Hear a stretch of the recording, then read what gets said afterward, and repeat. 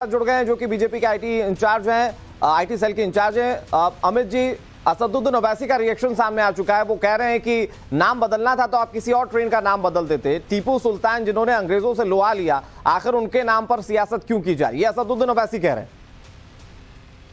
देखिए, असदुद्दीन ओवैसी को इतिहास का ज्ञान जरा कम है और टीपू सुल्तान जैसे मर्डरर्स, बारबेरियन को क्रांतिकारी बताने का जो ये गुनाह कर रहे हैं, उसका सच लोगों के सामने लाना जरूरी है।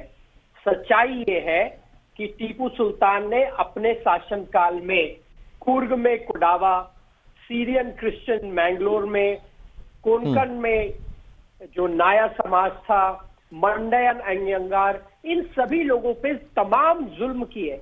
यहां तक कि मंडयन अयंगार के पूरे गांव को दिवाली के दिन लटकाकर मार दिया गया।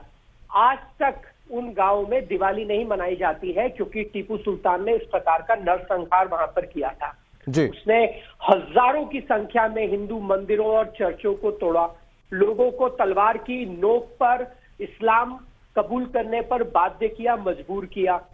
यहां तक कि जो उनको फ्रीडम फाइटर बताते हैं, उनको ये समझना चाहिए कि वो फ्रेंच जो कॉलोनाइजर थे उनके साथ मिलकर अंग्रेजों के खिलाफ लड़ रहे थे। उन्होंने जमन शाह को अफगानिस्तान से बुलाया, चिट्ठी लिखकर कि आप आइए और हिंदुस्तान में इस्लामिक कैलिफेट की स्थापना करिए। नेपोलियन को चिट्ठी लिखी कि आप आइए और फ्रांस जो यहाँ पर आक्रांता थे उनके खिलाफ ब्रिटिश के साथ लड़ाई करिए। तो ये कैसे क्रांतिकारी हुए जो एक कॉलोनाइजर को इस्तेमाल कर रहे थे दूसरे के खिलाफ? नहीं अमित जी, लेकिन आपने टीपू सुल्तान को लेकर इतनी सारी बातें बताई। असदुद्दीन ओवैसी दरअसल संविधान का इसके पीछे हवाला देते हैं। वो कहते हैं कि ये पढ़ाने के लिए पाठ्यक्रम तक में शामिल है। तो बीजेपी तो इतिहास बदलने का काम करे, ये आरोप लगा रहे हैं असदुद्दीन ओवैसी।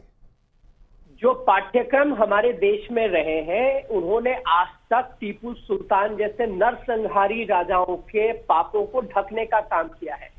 हम टीपू सुल्तान की लेगेसी को खत्म नहीं करना चाहते जी। इनफैक्ट हम लोगों को बताना चाहते हैं कि टीपू सुल्तान की असली लेगेसी क्या है, टीपू सुल्तान असल में कौन था।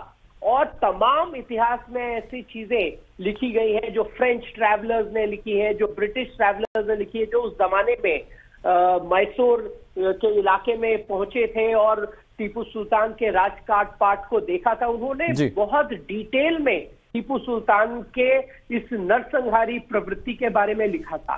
उस तथ्य को लोगों के सामने लाना जरूरी है। और मैं आखिरी बात ये कहना चाहता हूं, ये असदुद्दीन ओवैसी कौन है?